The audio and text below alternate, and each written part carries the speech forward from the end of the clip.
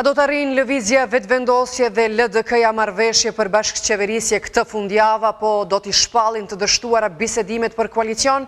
Asnjëra parti, as liderët e tyre Albin Kurti dhe Isa Mustafa nuk dhanë asnjë informacion për takimin Mustafa Kurti, që siç u raportua në media u zhvillua mbrëm në villën e kryetarit LDK-s në Prapashtic. Disa nga zyrtarët e dy partive mohuan të jenë në dijeni që është zhvilluar mbrëm ajo takimi Kurti Mustafa. Më parë, zyrtarët e vetëvendosjes dhe të LDK-s shpesh kanë deklaruar se 2 ditët e fundit kësaj jave do të bëhen përpjekje përfundimtare për arritjen e marrëveshjes për koalicion. Mirëpo asnjëra parti nuk ka dhënë ndonjë shenjë se do të heqë dorë nga qëndrimet e saj.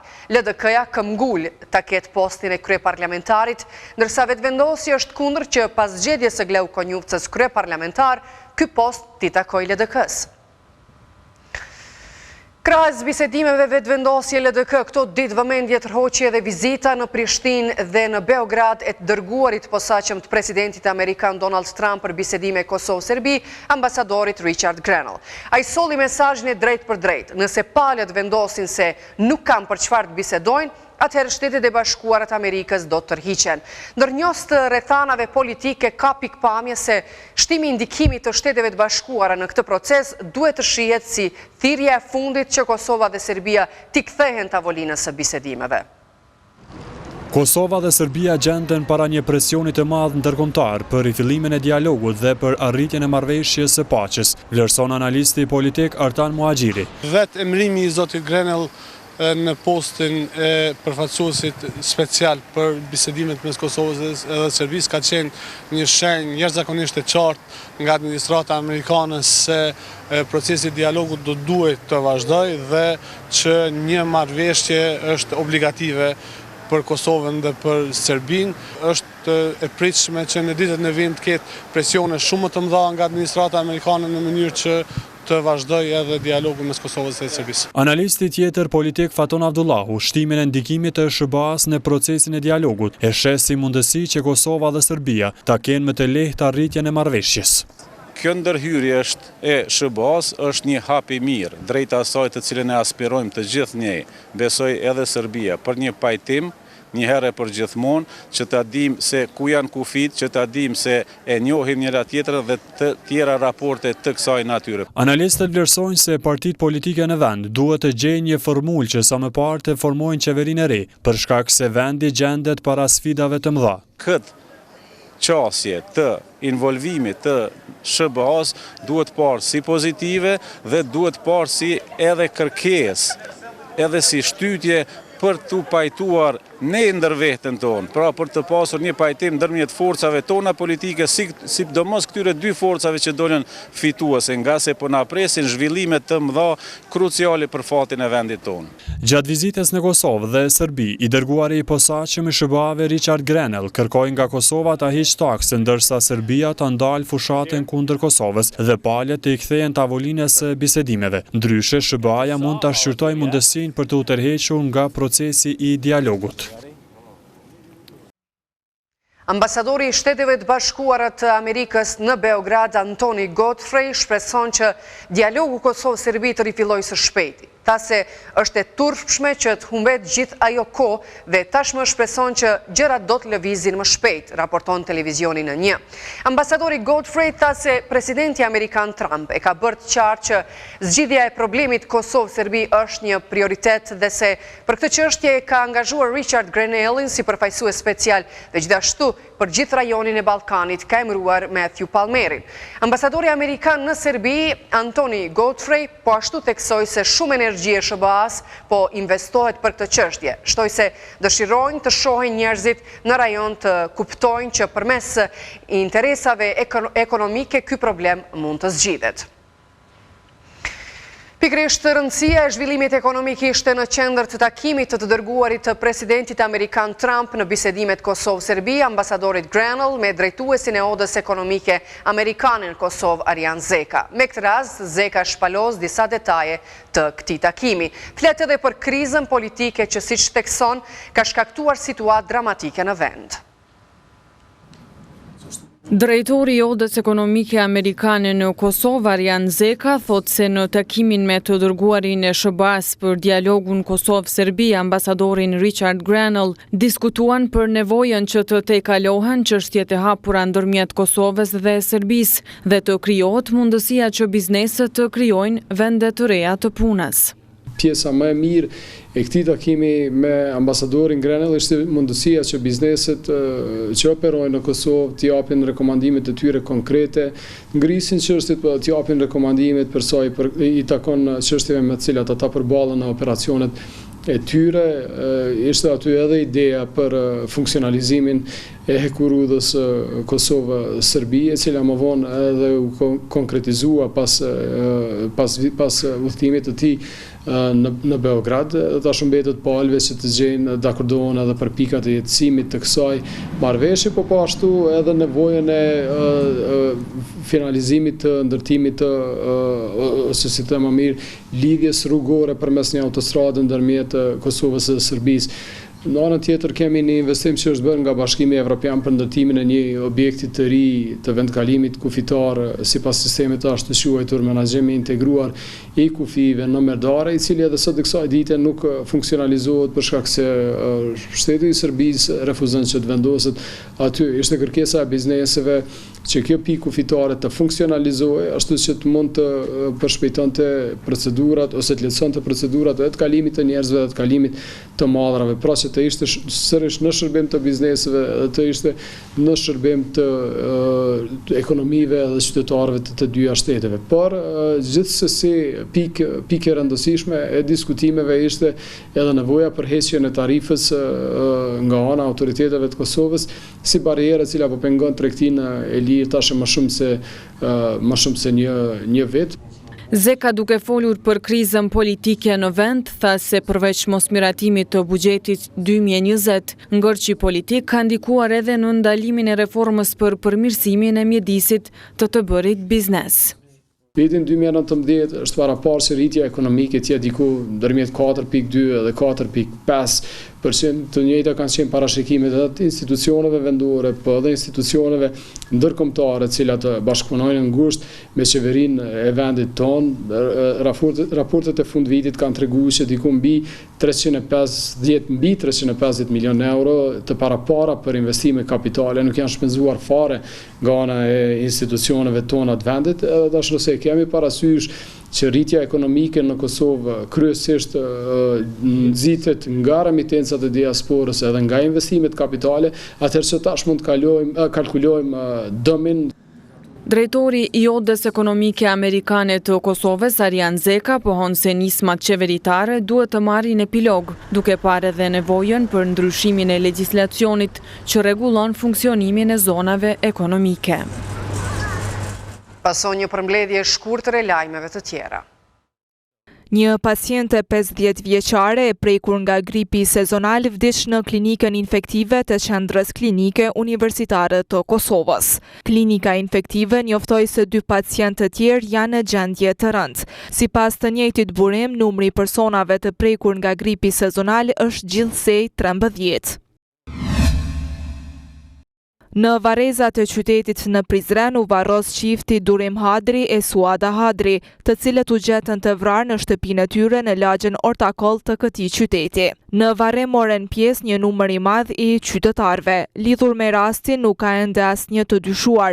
Autoritetet janë vënë në kërkim të djalit të çiftit të vrarë, i cili është larguar nga Kosova.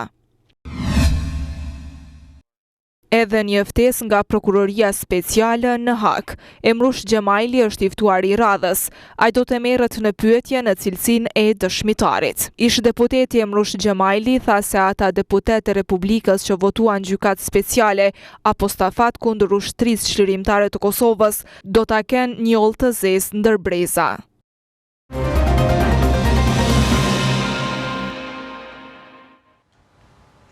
Ish deputeti dhe këngëtari Labinot Tahiri inicoi edhe një aksion bamirësie dhe u realizua me sukses.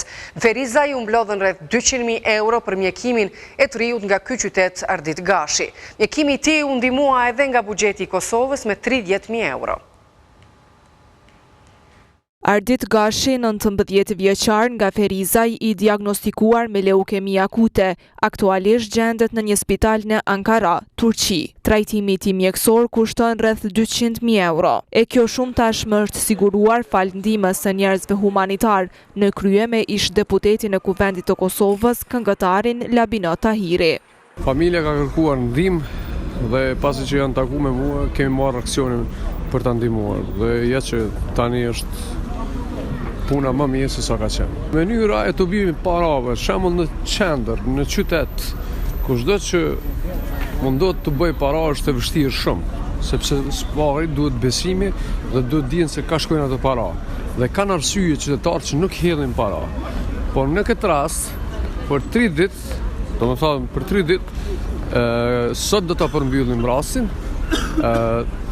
Janë shuma afro 200.000 euro që kanë dorëzuar shqiptar, a ne kanë botës, diaspora, Amerikë, Australie, Ferizaj, qytete tjera që kanë ndihmuar Ardit Gashin. Familjarët e Ardit Gashit shprehen falendërues për ndihmën që i është dhënë Arditit. Vetëm familja rreth ngushtë na nuk kena mujtë që t'ja dalim, se ka qenë shumë marramense, të cilët spitalet e Turqisë që na kanë lypë një shumë rreth 200.000 euro është një shumë që s'u kap këpej kësajna. Iniciativa e Labit dhe këtë popullatës është shumë që na ka shty neve dhe djali jonë është duke u shërua atje në Turqi. Prandaj i falenderoj krejt popullin e Kosovës, këtë popullin Ferizajas që kanë bëhen pamundur në centin e fundit që kanë lënë për Arditin. Përveç Ardit Gashit, me të njëjtën sëmundje është diagnostikuar edhe Shpetim Krasniqi nga Vushtria. Edhe për trajtimin e tij mjekësor nevojitet shuma rreth 200.000 euro. Jam shumë krenar. Domethënë për të dy rastet kam lëbuar Shpetim Krasniqin dhe Arditin. Shpetimi është nga Vushtria dhe ai gjendet në spital atje. Domethënë për një javë ditë janë të buar gati 400.000 euro për këto dy raste. Çka është më e rëndësishme që këta tani kanë rezerva në rast se duhet shumë me qëndru në spitalin atje në Turqi, por fillimisht e kanë çmimin 120.000 euro deri në transplantim kurrizor, që e thot mjekësia atje. Në të kaluamën kanë qenë mbi 200.000 përpjet shifrat që kanë filluar me start. Ardit Gashi dhe Shpetim Krasniqi të diagnostikuar me leukemi akute janë dërguar për trajtim mjekësor në Turqi, pasi që në Kosovë nuk ka kushte të nevojshme për trajtimin e kësaj sëmundjeje.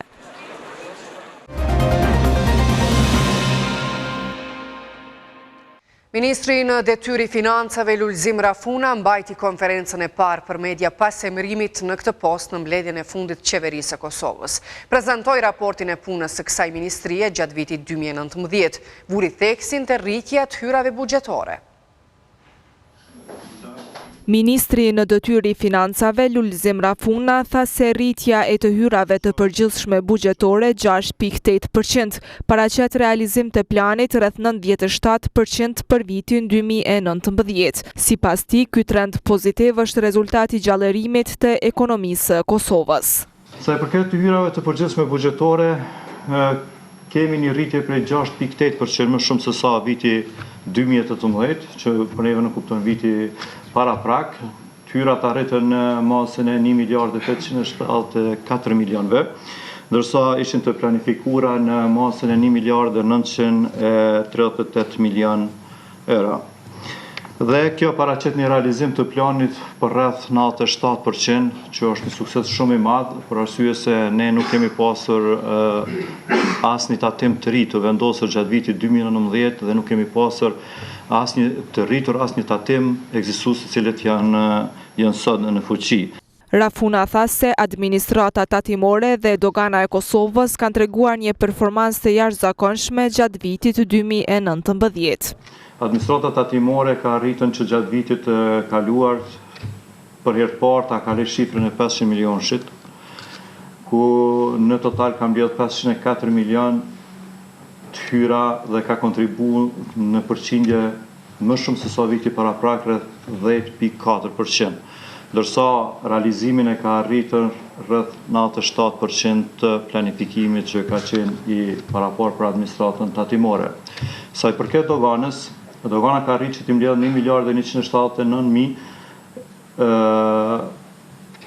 tyra, ndërsa këty në përqindje është 4% më shumë se sa viti para prak, ndërsa me planin ka rritën që të rreth 95% të planit të realizoj. Sa i përket shpenzimeve të buxhetit, ministri në detyrë i financave Rafuna tha se ka pasur një rritje 7.3%. Shpenzimet arritën në vlerat e 2 miliard e 90 milionëve, ishin të planifikuara në 2 miliard e 373 milion, që nënkupton që kemi ne nën shpenzim ose të shpenzimeve të planifikuara ose në kthyer në përqindje shpenzimet u ekzekutuar në vlerat prej ose në normën prej 88.1% me ato që ishin të planifikuara në buxhetin e vitit 2019 dhe ato të ekzekutuarat. I pyetur rreth ankesave të bizneseve se po humbin shumë nga kostoja e firos, ministri në detyrë tha se kjo çështje ka qenë rregulluar në ligjin e tatimit mbi vlerën e shtuar, por që sipas tij me dorëheqjen e qeverisë ky ligj është kthyer në pikën 0. U shpreh bindur se edhe qeveria e re do ta trajtojë këtë çështje. Në vitin 2019 në Kosovë mbyllën mbi 1700 biznese. Ndërnjohës të rrjedhave ekonomike, ky numër i bizneseve të mbyllura po shihet si shqetësues për ekonominë e vendit. Shkaqet për mbyllje të bizneseve janë ndryshimi i legjislacionit ose udhëzimeve administrative, mosdorëzimi i raporteve vjetore sipas të hyrave financiare dhe aktiviteti i ulët ekonomik. Drejtori i Agjencisë së Regjistrimit të Bizneseve, Mehdi Pllashniku, thotë se në vitin që lan pas janë shuar 1774 biznese, prej tyre 11 kompani të huaja. Në vitin 2019, në ARBK janë regjistruar gjithsej 10.054 biznese, ndërsa janë mbyllur 1.774 biznese. Arsyet shkaqet për çka është ardhur deri te mbyllja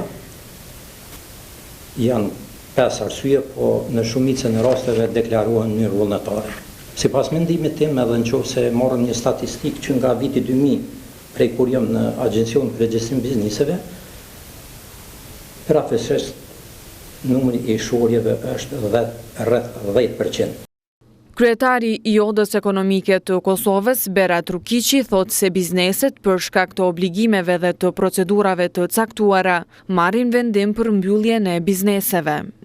Deri sot nuk është konsideruar si një prej problemeve të ekonomisë në Kosovë mbyllja e bizneseve, po shkaqet janë kryesisht domethënë sot gjithkush don me provu fatin, ata që sidomos synojnë vetpunësimin në biznes, pastaj është edhe pjesa që e lehtëson mbylljen e bizneseve është edhe legjislacioni, domethënë shumë biznese për shkak të obligimeve edhe për shkak të procedurave të caktuara e vlerësojnë më lehtë me mbyll biznesin, me kalu në diçka tjetër. Njohësi i ekonomisë Mustaf Kadriaj thotë se si pasojë e performancës së dobët ekonomike të bizneseve, në vend është rritur numri i kompanive të shuara.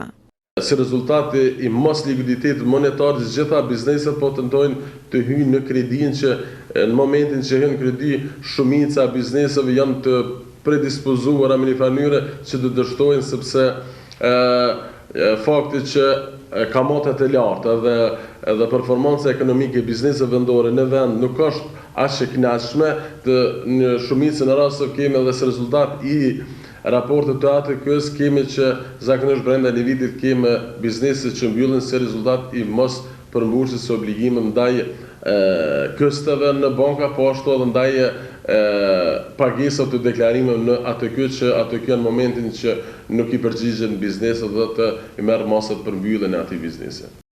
Sipas të dhënave të Agjencisë së Regjistrimit të Bizneseve në Kosovë, në vitin 2018 ishin regjistruar 9.967 biznese, ndërsa janë mbyllur 1.890. Në Gjakovu promovua libria Qif Blyta, kolosi i pazarit të ri i autorit Ismet Azizi. Në këtë promovim, në përvjetorin e vdekjes së këtij veprimtarit shquar, organizuar nga shoqata e intelektualve Jakova, u theksua se Serbia ka kryer gjenocid në Sanxhak për më shumë se 100 vjet. Në 75 vjetorin e vrasjes së patriotit të aktivistit Aqif Blyta, në vendlindjen e prindërve të tij u promovua libri Aqif Blyta, Kolosi i Pazarit të Ri. Në ngjarjen organizuar nga shoqata e intelektualëve Jakova u kujtua veprimtaria e këtij personaliteti që veprimtarinë e ka ushtruar kryesisht në qytetin dikur shqiptar në Pazarin e Ri.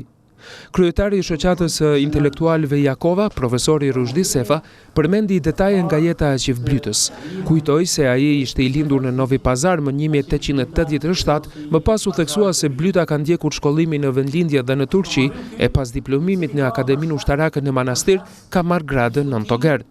Lajmet Spahiu theksoi se Aqif Blyta ishte veprimtar i shquar i çështjes shqiptare në Novi Pazar. Ai ishte veprimtar i lidhjes së dytë Prizrenin dhe deputet në Kuvendin Kombëtar në Tiranë në vitet 1943-44. Spahiu foli për rëndësinë e të mësuarit të historisë, bazuar në faktet historike dhe në shkrimet e bashkëkohësve të personaliteteve të njohura.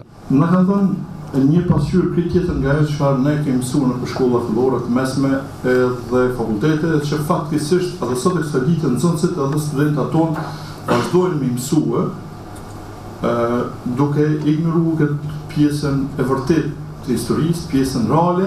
Profesori Shefqet Dina e lexoi fjalën në shkruar të historianit Alban Dobruna. Thekson se Aqif Blyta ishte personaliteti dhe lideri me më shumti ndikim për bosnjakët dhe shqiptarët e Sandgjakut në periudhën e mbretërisë serbo-kroato-slovene e më pas të mbretërisë jugoslave. Autori arriti të zbulojë dhe publikojë një numër të madh burimesh relevante për këtë problematikë, duke përfshirë çështje si pozita territoriale dhe gjeopolitike e rajonit të Sandgjakut, pretendimet territoriale të Serbisë dhe të zbërthejë gjërësisht të roli i punës dhe veprimtarisë së Aqif Blytës. Në ngjarje foli edhe kryetari i Këshillit Kombëtar Bosnjak në Serbi, Sulejman Ugljanin. Ai tha se popullata bosnjake dhe shqiptare janë autoktone në Sandgjak. Thotë se për mbi 100 vjet serbët bën gjenocid në këtë pjesë dhe se sot duhet vazhduar puna e Aqif Blytës. 102 vjet serbët kanë bërë gjenocid kundër neve. E na kemi detyrë me vazhdu punën e Aqif Blytës, Shaban Pollushës edhe trimeve cilat kanë mbrojtë Sandgjakun. Autori i librit Aqif Blyta, Kolosi i Pazarit të Ri, profesori Ismet Azizi, kujtoi detaje në kohët kur vizitonte Novi Pazarin, si dhe bisedat që zhvillonte me banorët e Sandgjakut. 14 familje që kovari jetojnë në Novi Pazar. Në përndeja që kisha në rastin e ta, fillova me nejtë me njerës më të vjetër, po jo vetëm të vjetër, po të gjithë e dinin, edhe kur e përmendin Aqif Blytën, unë greqin për i karikës. Në vazhdim të kësaj ngjarjeje, në ambientet e bibliotekës publike Ibrahim Rugova në Gjakov, u zhvillua debat me temën Kosova dhe Sandgjaku. Të nderuar shikues, ndoqet edicionin ton informativ 21 Live News. Informacionet më të reja në portalin ton rtv21.tv. Ju falenderojmë për vëmendje dhe miru pafshim.